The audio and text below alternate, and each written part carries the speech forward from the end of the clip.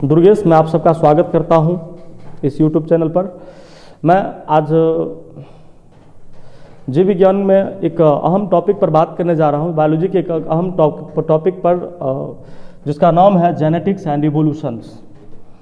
Genetics and evolution के बारे में मैं आपसे बात करने जा रहा हूं। मित्रों, मैं आपको बताता हूं कि मैं अभी बोला था topics genetics and evolution. Genetics and evolution, इसको हिंदी में कहते हैं आनुवांशिकी और विकास, या उद्विकास भी कहा जाता है, विकास भी कहा जाता है। जेनेटिक्स एंड इवोल्यूशन, मैं बात करता हूं जेनेटिक्स। जेनेटिक्स क्या है? जेनेटिक्स किसको कहते हैं? जेनेटिक्स है क्या? जेनेटिक्स में मुख्यतः दो बातों पर हम लोग ध्यान रखते हैं। जेनेटिक्स है क्या? जेनेटिक्स, पहली बात की हेरिडिटी कैरेक्टर, हेरिडिटी कैरेक्टर, इसको वंशानुगत लक्षण कहते हैं। और दूसरी अगर बात करें हम लोग दूसरी, तो होता है वेरिएशन। वेरिएशन मतलब होता है विभिन्नता, वेरिएशन मतलब विभिन्नता होता है। तो मैं ये बात करता हूं कि हेरिडिटी कैरेक्टर क्या है। हेरिडिटी कैरेक्टर वैसा कैरेक्टर होता है जो माता पिता से संतानों में आता है। माता पिता से जो लक्षण संतानों में जाए वैसे लक्षण को हम लोग कहते हैं हेरिडिटी कैरेक्टर। और वैसा लक्षण, इवोल्यूशन क्या है, वेरिएशन क्या है? वेरिएशन वैसा लक्षण है जो माता पिता से संतानों में नहीं आता है, वैसे लक्षण को हम लोग वेरिएशन कहते हैं। हेरिडिटी का मतलब वैसा लक्षण जो माता पिता से संतानों में जाता है। बात यह है कि कौन कौन सा ऐसा लक्षण है जो माता पिता से संतानों में जाता है। जैसे मान लीजिए कि माता गोरे हैं तो उनसे जो उत्पन्न संतान होती है वे गोरे होते हैं। मान लीजिए माता लंबे हैं से पिता लंबे हैं तो उनसे जो संतान उत्पन्न होता है वो भी लंबे होते हैं। कुछ ऐसे होते हैं जैसे कि माता पिता लंबे हैं और उनके संतान जो है वो नाटे हो जाते, छोटे हो जाते, तो इनको मुख्यतः हम लोग वेरिएशन में कंसिडर करते हैं। सही है। वेरिएशन का मतलब ये होता है कि वैसा लक्षण जो माता पिता से कुछ न कुछ भिन्नता दिखाता हो। भिन्नता उनके अंतर्गत से ऐसे लक्षण आ जाते हैं जो लक्षण मुख्यतः माता पिता में हो लेकिन संतानों में वो लक्षण नहीं आ पाता है, तो ऐसे लक्षण को मुख्यतः वेरिएशन कहते हैं। कहने का मतलब जेनेटिक्स है क्या? तो जेनेटिक्स मुख्यतः हेरिडिटी कैरेक्टर और वेरिएशन को डील करता है। मतलब जीव विज्ञान का वैसा ब्रांच, जीव विज्ञान की वह शाखा जिसके अंतर्गत हेरिडिटी कैरेक्टर और वेरिएशन का अध्ययन करते हैं उसको बायोलॉजी कहते हैं, उसे जेनेटिक्स कहते हैं, उसे जेनेटिक्स कहते हैं। अब मैं बात करता हूं दूसरे टॉपिक्स पर। इवोल्यूशन क्या है? इवोल्यूशन, इवोल्यूशन को हिंदी में कहते हैं विकास, उद्विकास वगैरह वगैरह, जो कि ये सही है। तो उद्विकास एक परिवर्तन है, विकास परिवर्तन है, सही है, जो किसी भी जीव को जटिलता से सरलता की ओर ले जाता है। विकास एक ग्रेजुअली धीरे धीरे परिवर्तन है जो किसी भी जीव को जटिलता से सरलता की ओर ले जाता है, जिससे जीव जो है मतलब जटिल अवस्था से सरल अवस्था की ओर प्रस्थान करता है। इनमें मुख्यतः ऐसा नहीं कहा जाए कि जीव जो है तुरंत विकास कर लेता है। जीव को विकास करने में बहुत समय लग जाते हैं, लगभग लाखों साल बाद, करोड़ों साल बाद जो जीवों में बदलाव आती है और जीव परिवर्तन करता है। और जीव परिवर्तन करने के बाद जो है अपने आप को फिर उस कंडीशन में, जो हमारे लिए कंडीशन है, जो नेचुरल प्रकृति जो परिस्थिति देती है उसको सेलेक्ट करके जीव सर्वाइव करता है, अन्यथा जीव मालूम पड़े कि इस पर्यावरण से विलुप्त हो जाएगा। तो यही मुख्यतः फिर से मैं दोस्तों बात करना चाहता हूं कि जेनेटिक्स एंड इवोल्यूशन क्या है। जेनेटिक्स बायोलॉजी की वह शाखा जिसके अंतर्गत हेरिडिटी कैरेक्टर और वेरिएशन का अध्ययन किया जाता है। और दूसरी बात मैंने कहा इवोल्यूशन धीरे धीरे परिवर्तन है जो किसी भी जीव को जटिलता से सरलता की ओर ले जाता है। यही मैं दो बिंदु पर इस पर बात करूंगा। सही है। तो ये जेनेटिक्स कहलाता है। अब मैं बात करता हूं कि जेनेटिक्स को लाया किसने, जेनेटिक्स थे कहां से। सही है। एक वैज्ञानिक रहे थे जिनका नाम है Gregor Johan Mendel. Gregor Johan Mendel, मैं आपको दिखा रहा हूं ग्रेगर जोहन मेंडल कौन थे, कैसे थे। तो ग्रेगर जोहन मेंडल को मैं ला रहा हूं। ग्रेगर जोहन मेंडल ने, ये ग्रेगर जोहन मेंडल साहब हैं, सही है, इन्होंने ही जेनेटिक्स को बताया था। ऑस्ट्रिया देश में एक छोटा सा स्थान है, नाम है उसका बुरून में ये ईसाइयों के धर्म के मठ के पादरी थे और वहीं पर अपने मठ में ये मटर के पौधे का प्रयोग चलता रहा। इनके पादरी के मतलब इनके जहाँ चर्चों के स्थल पर जहाँ ये रहते थे उस मठ में ये पादरी थे और वहीं इन्होंने मटर का पौधा लगाया था। और उसी मटर के पौधे पर ये निरंतर प्रयोग करता रहा कि मटर के पौधे को ही क्यों चुना इन्होंने, सही है, क्योंकि मटर का पौधा जो है एक वर्षीय होता है, इसमें परागण कराना बहुत आसान होता है, पॉलिनेशन कराना बहुत आसान होता है, आसानी से ये, सही है, इस पर परीक्षण किया जा सकता है, इसके फूल अलग अलग होते हैं, इसके बीज अलग अलग होते हैं, इसलिए मेंडल साहब ने मटर के पौधे का चयन किया। मटर का साइंटिफिक नेम पायसम सैटिवम होता, आप जानते होंगे। तो इन पर इन्होंने प्रयोग करता रहा और प्रयोग करते करते कई दिनों तक चलता रहा प्रयोग, सही है, और इन प्रयोग के आधार पर ये जो भी निष्कर्ष निकालते थे उनको अपने कॉपी में, नोटबुक में नोट कर लेते थे और नोट करके ये बताते थे और लोगों को दिखाते भी थे कि क्या हो रहा है। तो मैं फिर से रिपीट करता हूँ कि मेंडल जो थे, पूरा नाम इनका ग्रेगर जोहान मेंडल थे और इन्होंने आनुवंशिक के क्षेत्र में कई खोज किया, बहुत महत्वपूर्ण सूचनाएं दी। लेकिन इन्होंने ये ऑस्ट्रिया देश में एक छोटे से स्थान ब्रून नामक जगह में मैं ये बता रहा हूँ, ब्रून नामक जगह में ये उसी मठ के पादरी थे और वही इनका प्रयोग चलता रहा। निरंतर ये प्रयोग करते रहे, प्रयोग करते करते से ये बहुत सारी घटनाएं हुई। इसके बाद ये फिर मतलब मृत्यु को प्राप्त हो गए। मृत्यु को प्राप्त होने के बाद से ये देखा गया कि क्या मेंडल ने जो प्रयोग किया है, क्या इनके प्रयोगों में सत्यता है, जो मेंडल ने बताया इसको ठीक है। इसके लिए फिर 1900 ईस्वी में 3 वैज्ञानिक आए, नाम था उनका सेरमेक, ह्यूगो डैबरीज और कॉरेंस। इन तीनों ने मिलकर मेंडल के दिए गए विचारों को फिर से बताया और फिर से दोहराया कि मेंडल ने जो दिया क्या वो चीज़ सही है।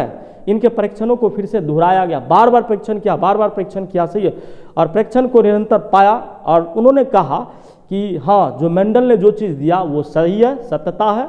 तब फिर इन तीनों वैज्ञानिक को, सेरमेक, ह्यूगो डैबरीज और कॉरेंस को मेंडलिज्म की संज्ञा बाद में दी गई और इनकी जो है पुस्तक छपी मेंडल साहब का। और बाद में से ये इन्होंने मेंडल को जनक भी कहा गया। मेंडल जो है आनुवांशिकी के जनक हैं, फादर ऑफ जेनेटिक्स मेंडल को कहा गया। मेंडल ने प्रयोग किया और प्रयोग के आधार पर मैंने अभी आपको बताया मित्रों कि मेंडल जो है मटर के पौधे का चयन किया।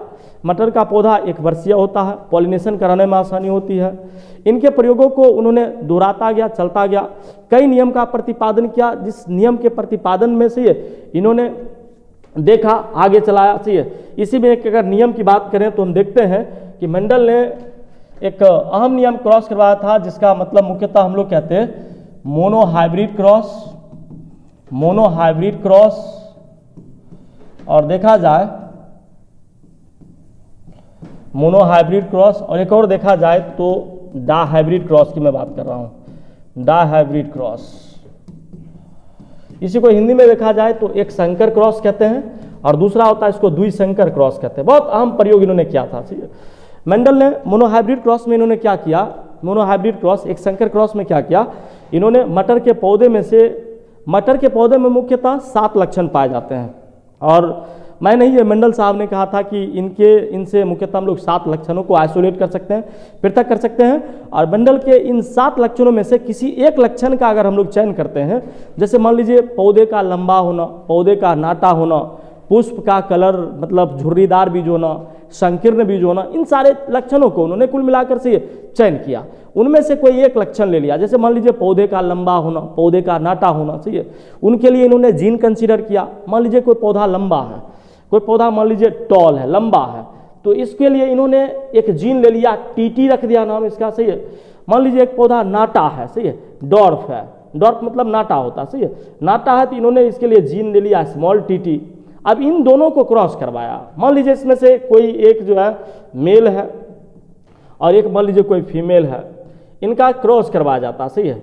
तो हम इसे फिर से कहेंगे दोस्तों कि एक संकर क्रॉस क्या होता है, एक संकर क्रॉस क्या है, पहले इसको समझ लीजिए। सही है, मैं इंग्लिश में भी हिंदी में जैसे कहेंगे मैं समझाते चलता हूँ। सही है, जैसे कि मोनोहाइब्रिड क्रॉस क्या होता है, इंग्लिश में मैं बोल रहा हूँ फिर हिंदी में मैं लौट रहा हूँ।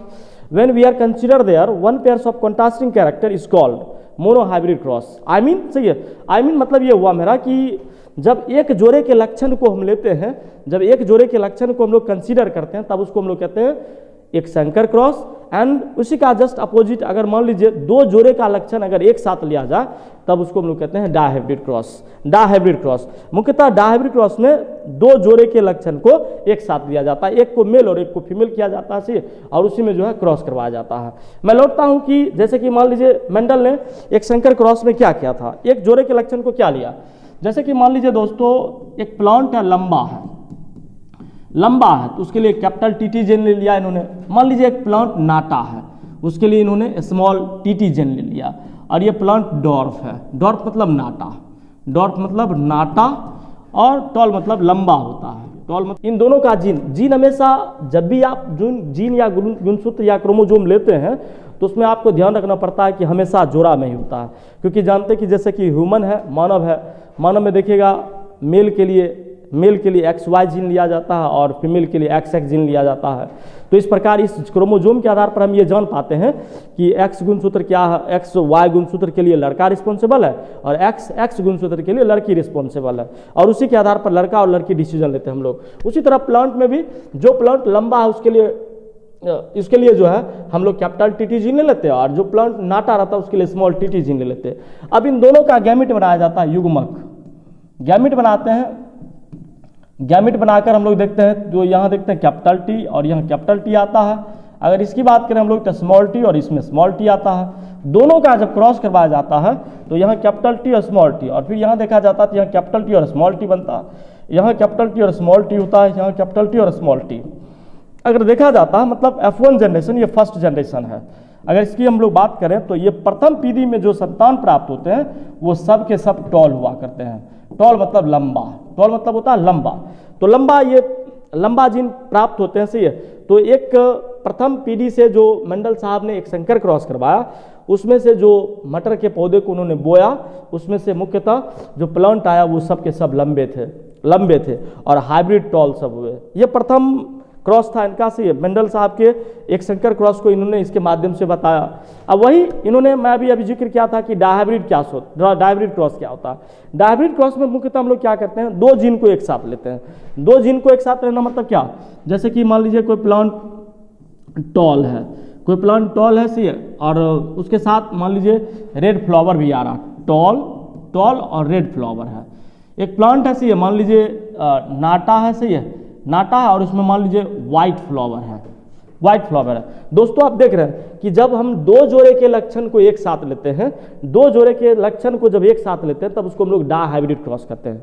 द्विसंकर क्रॉस में अगर मान लीजिए इसका युग्मक बनाया जाए तो युग्मक बनाकर हम लोग फिर आगे बढ़ते हैं। तो ये कैपिटल टी आर, इसमें देखा जाए तो स्मॉल टी डब्ल्यू टी इसको देखा जाता है। और मुख्यतः इसमें क्रॉस करवाया जाता है, मान लीजिए एक मेल है और एक फीमेल है, और इन दोनों का क्रॉस करवाया जाए तो ये बनता है, इसका क्रॉस करवाते हैं तो देखते हैं कि यहाँ capital T small T capital R और स्मॉल डब्ल्यू। फिर यहाँ देखते हैं क्रॉस करवाकर capital T small T capital R और स्मॉल डब्ल्यू। फिर यहाँ क्रॉस करवाते capital T small T capital R और स्मॉल डब्ल्यू, और फिर यहाँ करवाते क्रॉस तो capital T small T capital R और स्मॉल डब्ल्यू। ये दोस्तों F1 जनरेशन है डायहाइब्रिड क्रॉस का। तो इन्होंने ये मतलब दो जीन को एक साथ लिया, सही है। और जो प्लांट प्राप्त हुआ उनमें सब देखा जाए तो टॉल एंड डेड। अब यहाँ से बहुत सारे लक्षण आते हैं हमारे सामने मित्रों, हमारे सामने बहुत सारे लक्षण आते हैं। लक्षण ये रहते हैं कि किस तरह से ये टॉल एंड रेड क्यों हुआ। जैसे कि हमने अभी पीछे एक संकर क्रॉस करवाया, सही है, मोनोहाइब्रिड क्रॉस में, तो इस तरह से पौधा फर्स्ट जनरेशन में इसका किस तरह से टॉल कैसे हुआ, इसके लिए फिर इन्होंने सेल्फिंग करवाया। मैं अगले क्लास में जिक्र करूंगा। फिर इसका सेल्फिंग करवाया गया। सेल्फिंग में जो है किसी एक जीन का F1 जनरेशन में प्राप्त पीढ़ी के संतान में एक लक्षण को लेकर इन्होंने बराबर क्रॉस करवाया, तब जाकर ये फिर जीनोटाइप और फिनोटाइप रेशियो को लिया। यहाँ पर कैपिटल टी, यहाँ पर कैपिटल टी स्मॉल टी, यहाँ जो है कैपिटल टी स्मॉल टी, यहाँ जो है स्मॉल टी जीन प्राप्त होते हैं। यहीं से एक निष्कर्ष निकालता है कि जीनोटाइप क्या है और फिनोटाइप क्या है। जीनोटाइप और एक होता है फिनोटाइप क्या है। अगर देखा जाए तो मेंडल के अनुपात में देखा जाए तो मुख्यतः जीनोटाइप 1:2:1 आता है, और इनका अगर फिनोटाइप देखा जाए तो 3:1 आता है। जीनोटाइप में हम लोग जीन की दृष्टिकोण से देखते हैं और फिनोटाइप में हम लोग बाहरी रूप से देखते हैं। बाहरी रूप में 3:1 का अनुपात का रेशियो निकलता है। और इन्होंने मेंडल साहब ने इस मोनोहाइब्रिड क्रॉस में जब एक जोड़े के लक्षण को लिया और क्रॉस करवाया, इसका सेल्फिंग करवाया, तो पहले प्लांट में इन्होंने देखा फर्स्ट जनरेशन में जो प्लांट प्राप्त हुआ वो सब टॉल हो गए। इस टॉल होने से पता लगाया गया कि टॉल हुआ तो क्यों हुआ, सही है, तो इसके लिए एक नियम बना गया जिसका हम लोग कहते हैं डोमिनेंस, प्रभाविता का नियम। जो प्रथम जनरेशन में जो संतान प्राप्त हुआ, जिनका प्रभावी लक्षण दिख रहा था वो संतान प्राप्त हुए, और जिनका लक्षण नहीं दिख रहा था, जो अप्रभावी लक्षण वाले थे, उनका लक्षण नहीं दिख रहा था, सही है। तो इस प्रकार इन्होंने मेंडल ने मतलब अपने प्रयोगों पर प्रभावी और अप्रभावी जैसे गुण को भी लाया और दिखाया इन लोगों के बीच, सही है। फिर आगे चलकर जो है इनकी खोज को फिर से विस्तृत ढंग से किया। दोस्तों मैं आज इतना ही रखता हूँ, फिर अगले क्लास में मिलते हैं अगले वीडियो के साथ।